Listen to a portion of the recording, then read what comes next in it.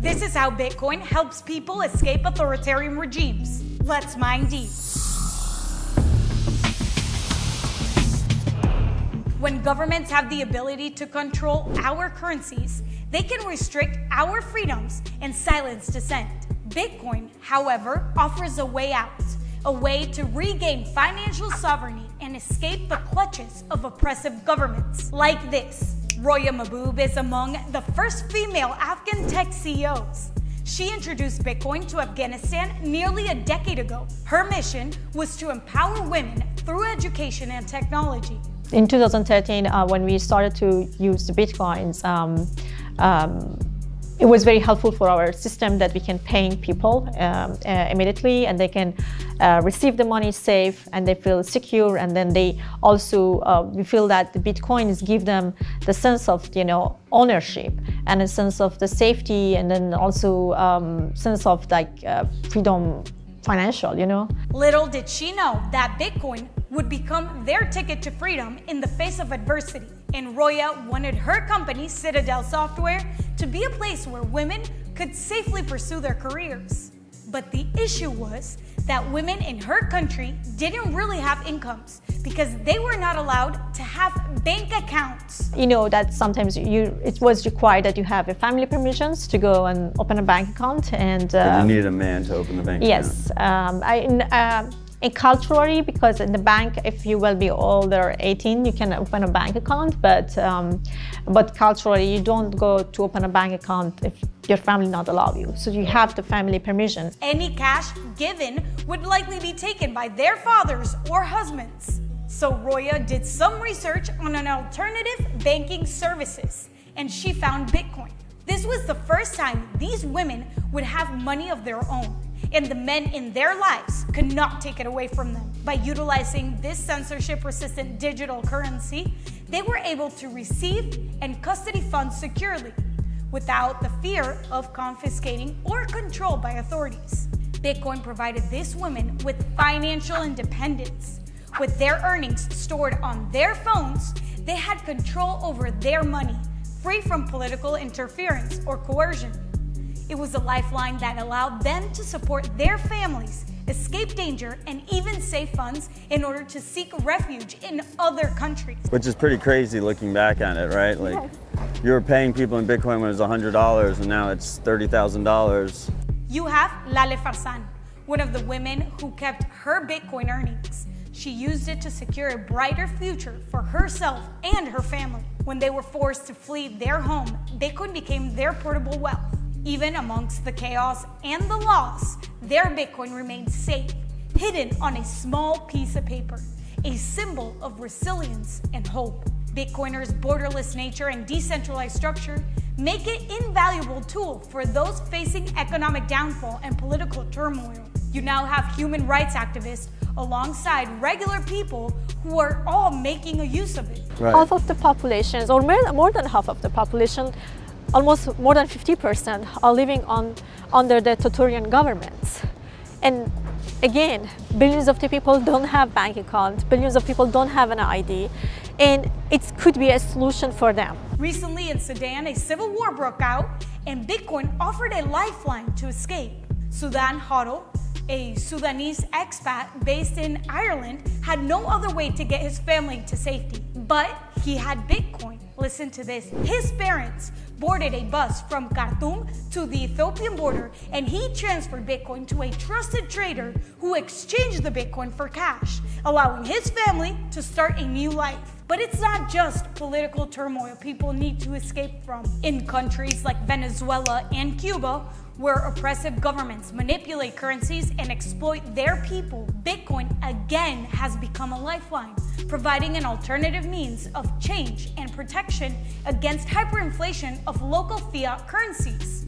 Similarly, in Zimbabwe and Nigeria, where hyperinflation has eroded the value of the national currency, Bitcoin saves them. Unlike the government's ability to print unlimited amounts of cash, Bitcoin provides a limited and decentralized alternative, safeguarding the wealth of individuals from the grasp of the authoritarian regimes and the hidden tax of inflation. Bitcoin is more than just a currency. It is a revolutionary force for change. Imagine a world where every individual has control over their own money. A world where financial power rests in the hands of the people, not the few. Bitcoin is the catalyst for this transformation, empowering individuals to break free from the shackles of authoritarian regimes and build a better and brighter future. Don't miss Mauricio Di Bartolomeo Backstage. What was that it moment when Bitcoin clicked for you? I was in Venezuela in the middle of horrible capital controls. You couldn't buy or sell dollars. You just got paid bolívares, and there was no real thing for you to deploy them into. And my youngest brother started mining Bitcoin. And from the Bitcoin he mined, he basically said, I can show you how I can convert this Bitcoin to bolívares at the correct dollar rate, at the market rate. And I will show you how these bolívares hit my account. And this was in a very dusty room where his ASICs were blowing up, and I gave him my bank account, and within 30 minutes or an hour, the bolívares hit my bank account in a moment in time where you couldn't sell dollars, you couldn't buy dollars. Somehow you had sold this Bitcoin in 30 minutes and the bolívares were in my account. And that was in the middle of the toughest capital controls and full-on crusade against freedom money or dollars. And when I saw that, my mind just was blown. That was it. I was like, if we in Venezuela can use this to basically protect our savings from inflation in this environment, this is going to change the world. And so that to me was like, I couldn't stop thinking about Bitcoin since. This was December 2015. Oh, wow. All right, so I was over here in the conversation, you were talking about ordinals. What are your thoughts on ordinals? Are you pro, con? Do you think they're good? I think it's incredibly interesting technology. I think it introduces a layer of entertainment into Bitcoin and experimentation on Bitcoin that wasn't previously there. And I think it brings back a lot of the excitement that had been sequestered in some ways by some of the other chains. And then as a side bonus, it solves their security fee issue. So I think to the extent that it can be managed and not create issues for the people that are using Bitcoin for other purposes, right? And just increase the overall value of the network and the asset. I think it'll be a huge benefit. If over time it starts interfering with the sort of primary use of Bitcoin as freedom money, then I think we will need to revisit, how that interplays and if it's worth the trade-off. But at a base case, I think it's interesting and opens up a lot of opportunities for innovation in Bitcoin. And if you're saying like if it were to affect any of the basic functions of Bitcoin, and it starts increasing and getting more popular, could people turn it off? Well, I'm not necessarily as close to the tech to know how that would happen, but my thoughts is that if Lightning takes off and if we start transacting more and if we figure out a way around the high fees on Lightning or another layer 2 or chains, then this problem becomes not as pressing, because I think people have this sort of expectation that we're going to trade commercially on layer 2s and that the settlement layer is going to be left for transactions in occasional basis.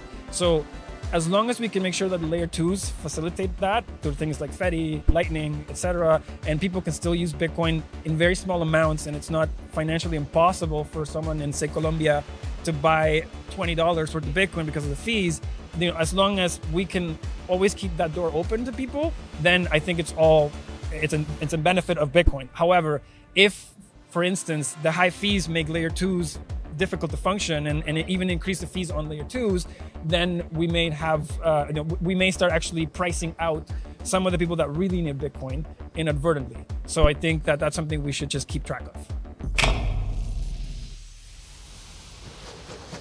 Here's a quick news recap of the week. Bankrupt crypto lender Genesis Global Holdco LLC has sued its parent company, Digital Currency Group DCG, aiming to recover approximately $620 million in loans. This lawsuit was filed on Wednesday in the New York Bankruptcy Court against DCG and its affiliate DCG International Investments Limited Company. This comes during an ongoing settlement discussion. The legal action follows Genesis' announcement of a $1.4 billion debt repayment plan, which has divided its creditors. Meanwhile, Texas paid a Bitcoin miner more than $31 million to power down during the heat wave. Yeah, you heard that right. The Electricity Reliability Council of Texas paid a Bitcoin miner millions in energy credits in August to not mine Bitcoin due to the state's extreme heat. And listen to this, OnChain Monkey, a popular Ethereum NFT project, has spent $1 million in just fees to bring its collection to the Bitcoin blockchain via the Ordinals protocol. First, you have Vitalik sell $500 million worth of Ethereum. Now you have this? Something's definitely going on. And Bitcoin takes a win this week, because the Colorado Division of Motor Vehicles, the DMV, has announced that it is now accepting Bitcoin as a payment option through PayPal for Coloradans to renew its driver license, ID cards, and vehicle registrations.